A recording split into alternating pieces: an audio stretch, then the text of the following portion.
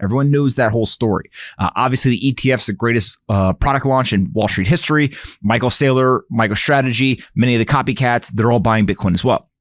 But most people are not yet talking about this idea of taking Bitcoin and it infiltrating into the corners of traditional finance. What I mean by that is the Newmark CEO came out. He said, look, we're going to offer a brand new type of mortgage on real estate that allows you to, rather than cash out in dollars, what we are going to do is we are going to give you the money, you pay off your old loan, you now have our new loan.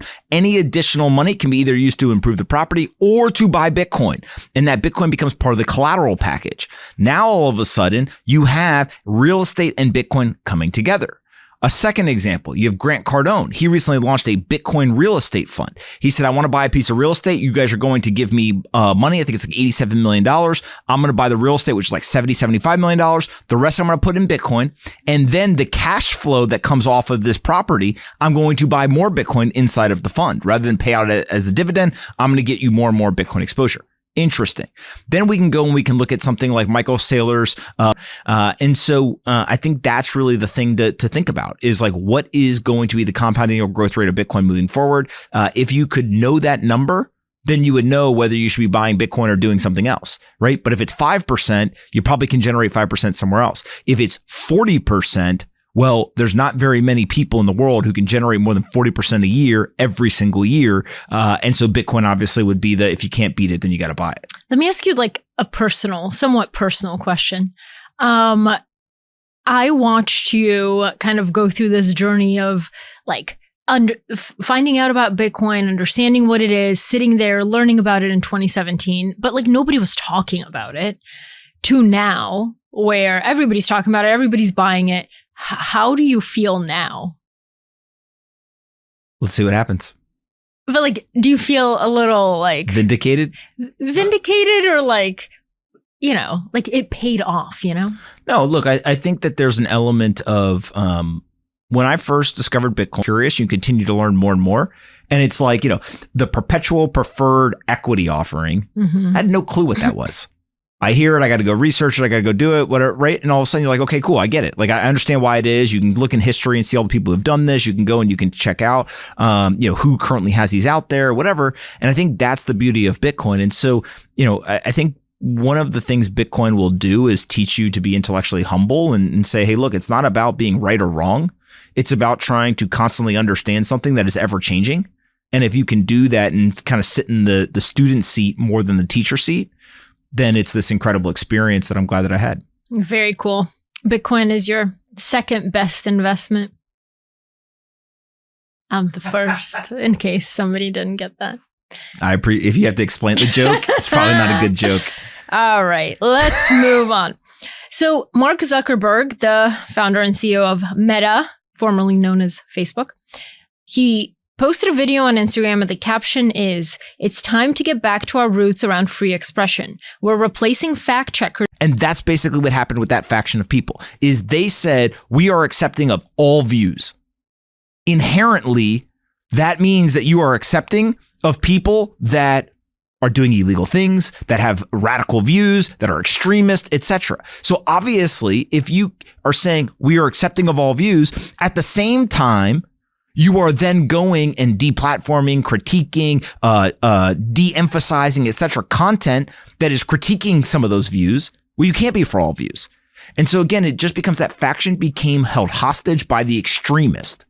And so what happened here, I think, is a couple of things. The first is the country rejected that view.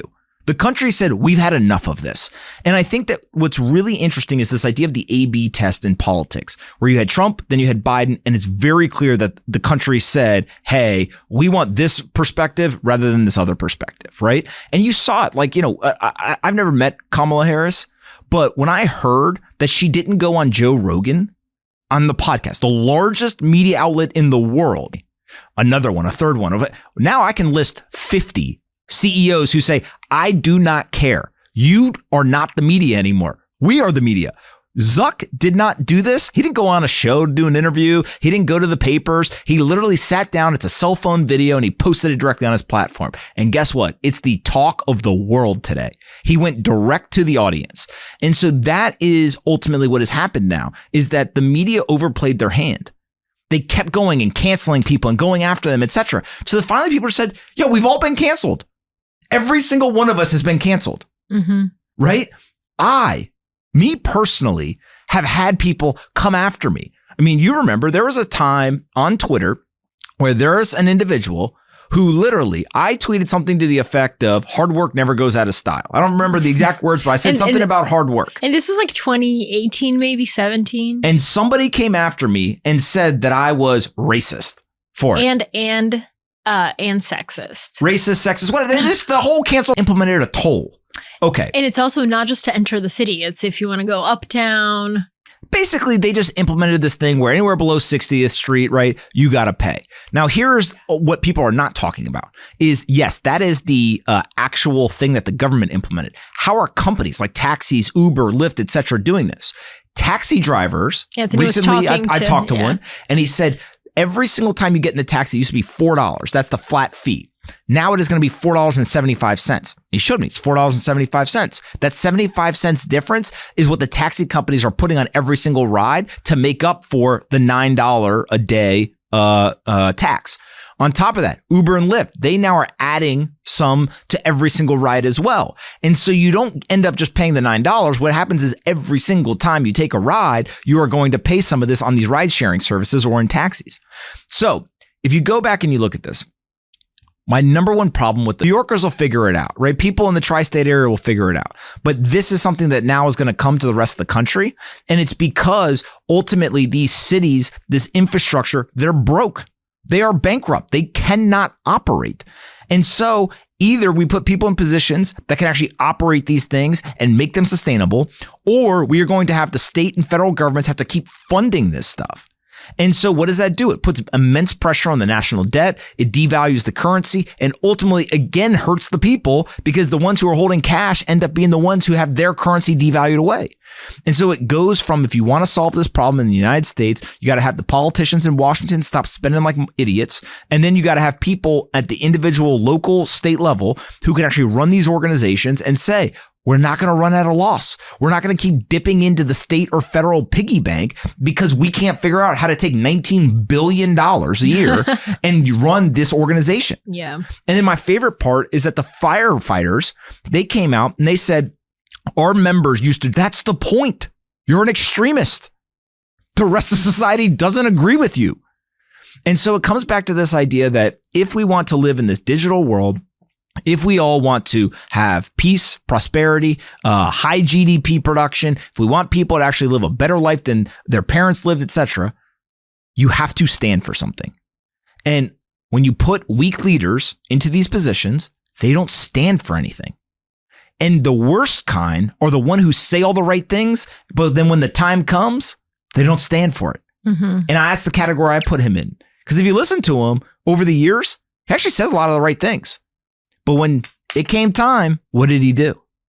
Right? And so if you go back and you look at times in history where people were better off, it's always with strong leadership. Mm-hmm. And strong leaders know, I don't need to dictate that category.